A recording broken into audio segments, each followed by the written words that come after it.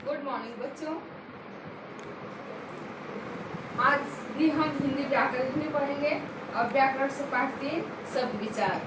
कल जो है पार्ट 1 में हम पढ़े थे शब्द क्या है, शब्द की परिभाषा और शब्द के भेदों में उत्पत्ति के आधार पर पढ़ लिए हम और रचना के आधार पर पढ़ लिए। आज हम पढ़ेंगे प्रयोग के आधार पर शब्द के भेद, अर्थ के आधार पर शब्द के भेद।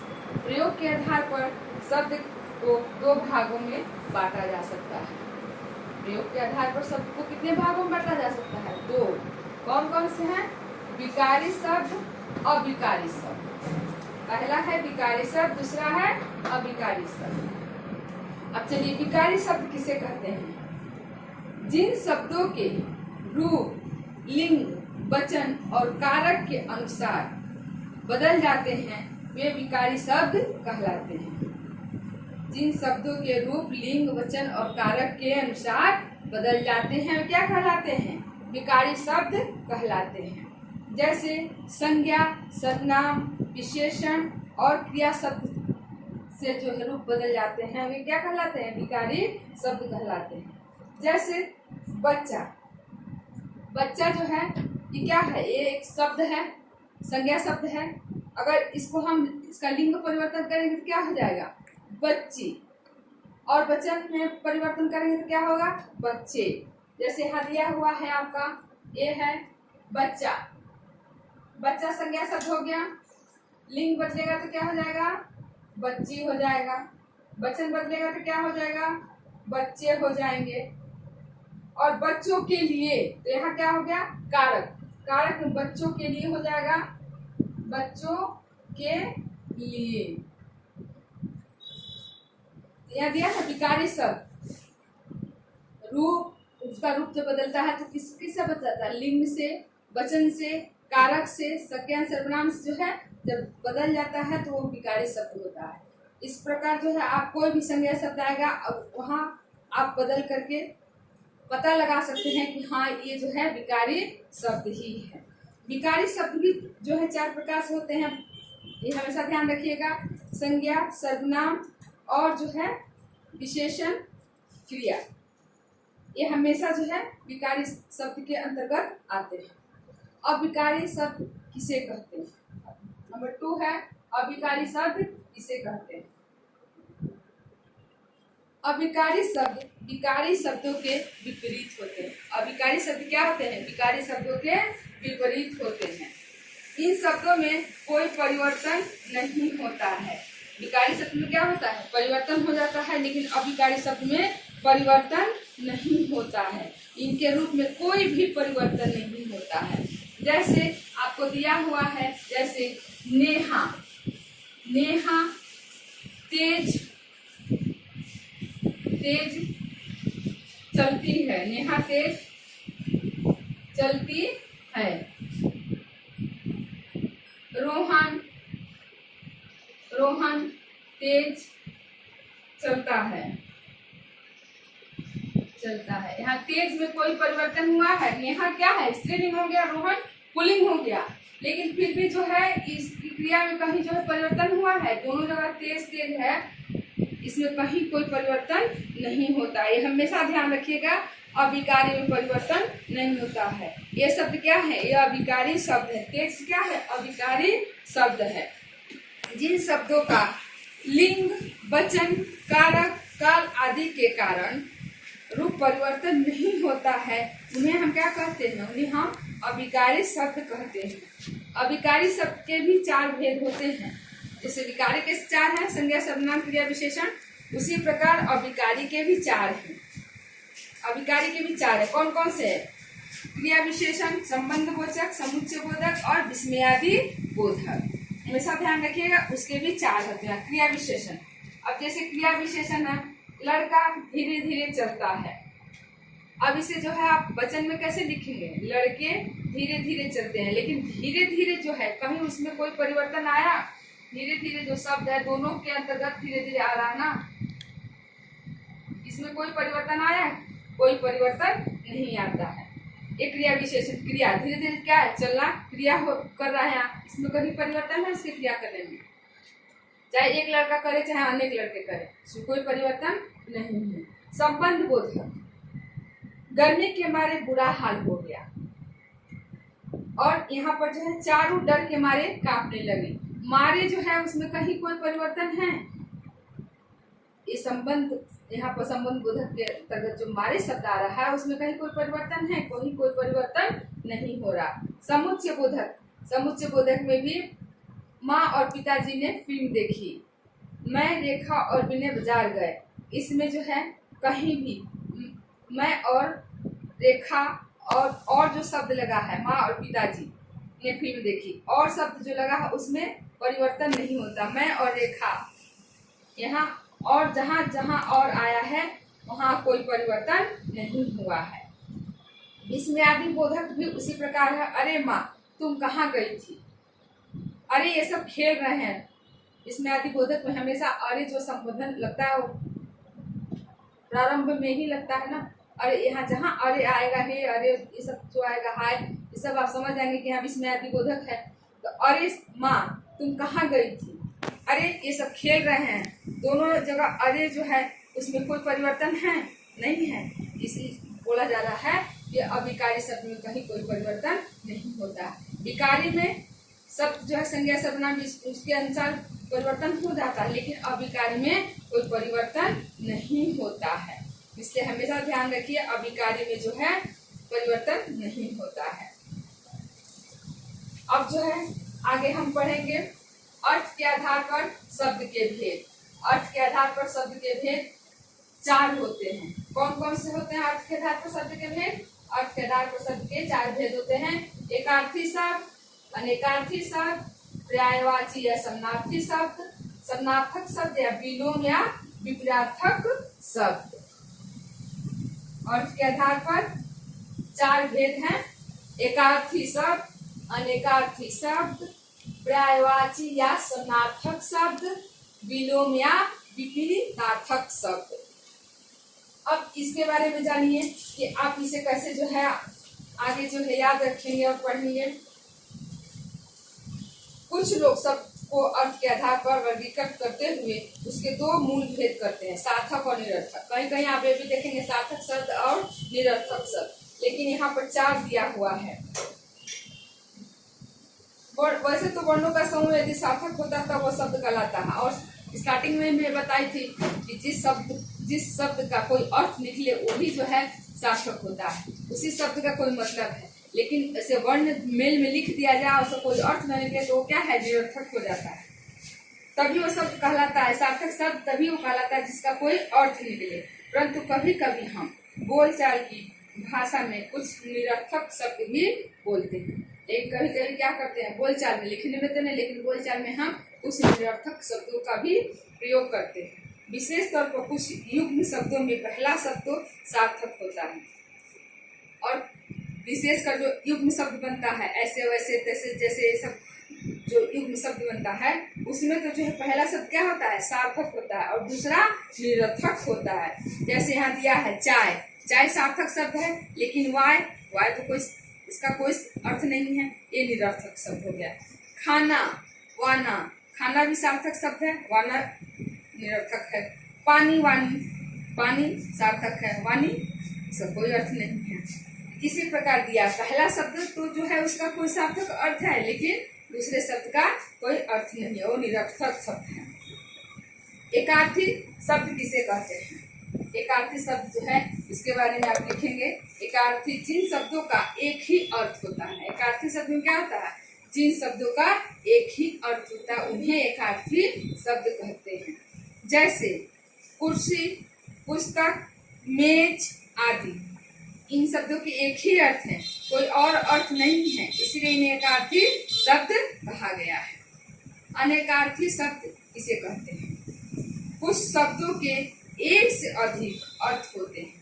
कुछ ऐसे शब्द होते हैं उनके एक से अधिक अर्थ होते हैं, ऐसे शब्द अनेकार्थी शब्द कहलाते हैं। जैसे पत्र, पत्ता, चिट्ठी।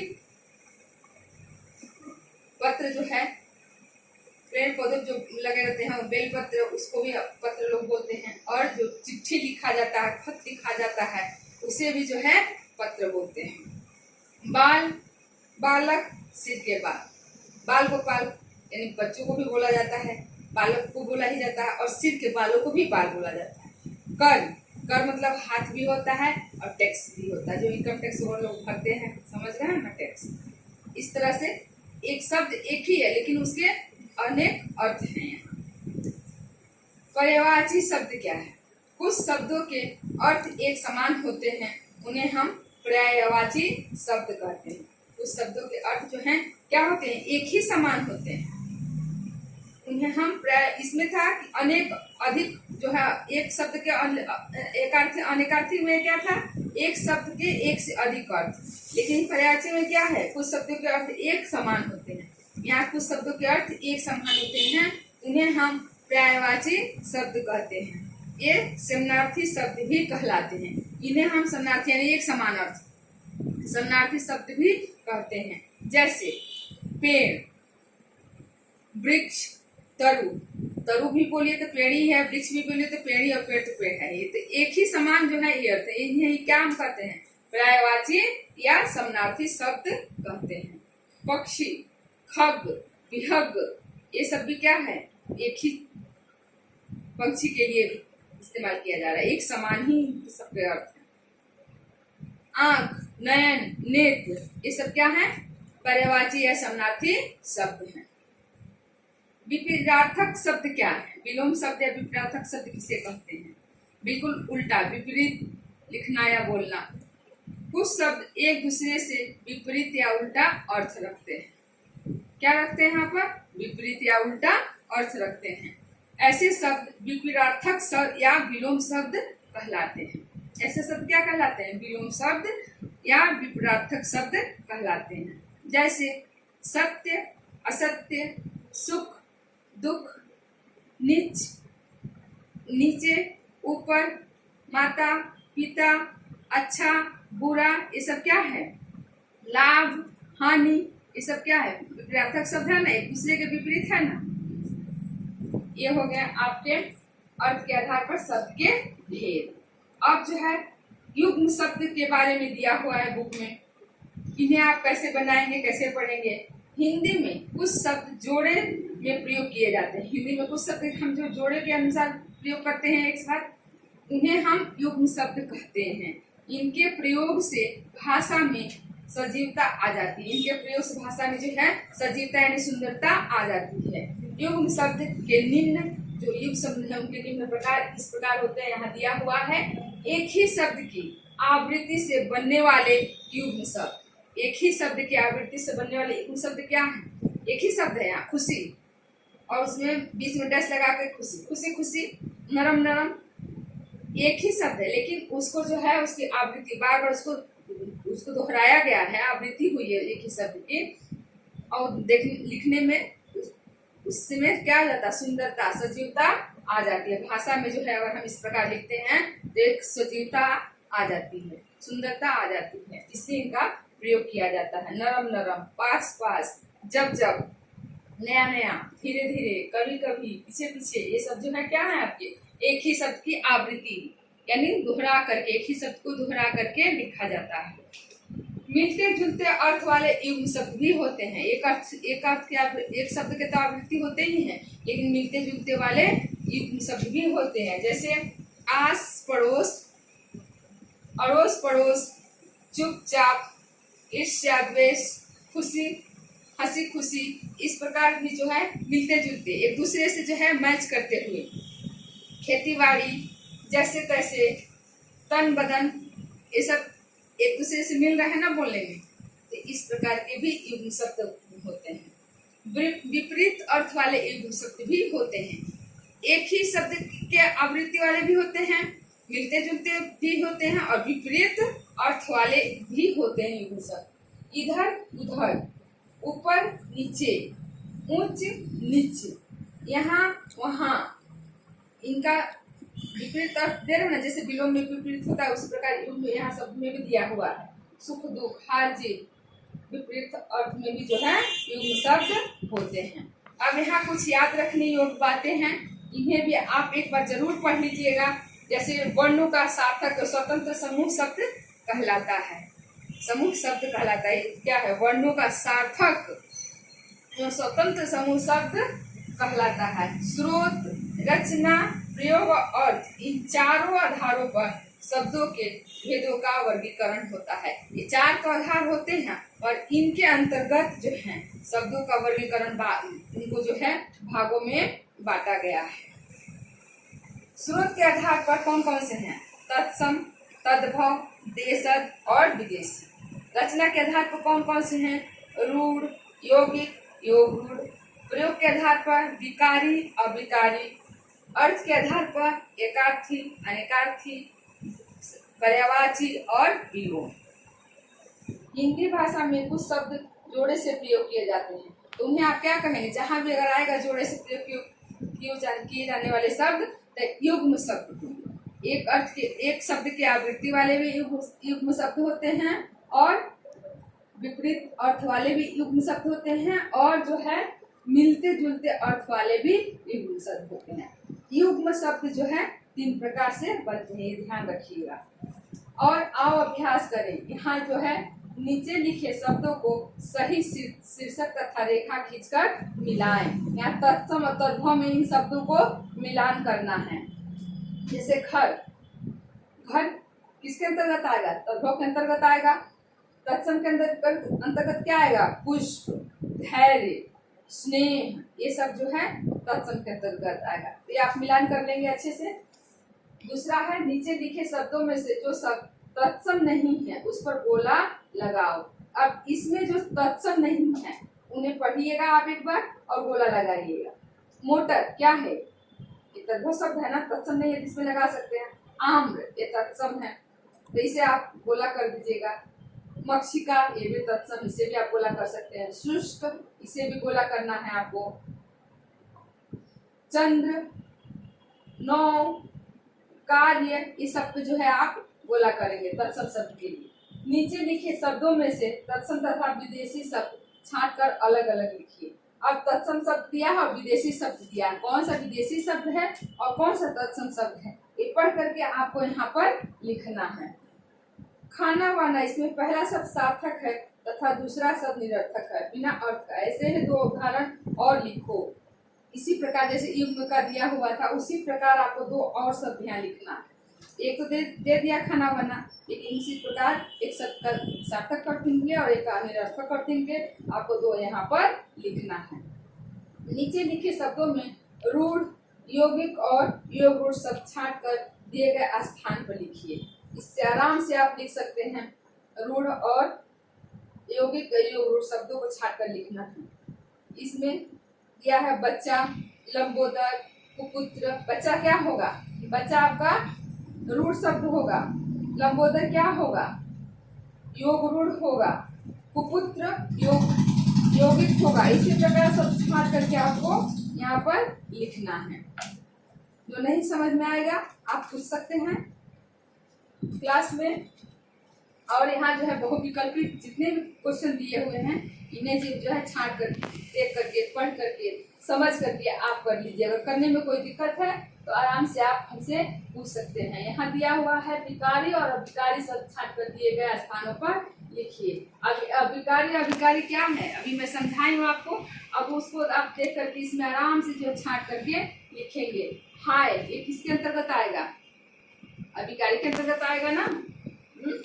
मैं, तुम, ये सब किसके अंतर्गत आएगा? कमरा, माता, ये सब विकारी शब्द के अंतर्गत आएगा। तो ये जो है क्योंकि, हाय और ये सब जो है अविकारी के अंतर्गत आएगा। छांट करके आप इसे लिखेंगे। अब ये प्रश्न दिया हुआ है बहुविकल्पी, ये जो है पढ़ करके आपको पूरा हल करना है और इससे आप 1-2 नंबर के जो क्वेश्चन बना करके कॉपी में भी लिख सकते हैं। शब्द किसे कहते हैं, शब्द की परिभाषा क्या है, शब्दों के कितने भेद हैं, या जो है उत्पत्ति के आधार पर शब्द के कितने भेद हैं उनके बारे में लिखिए।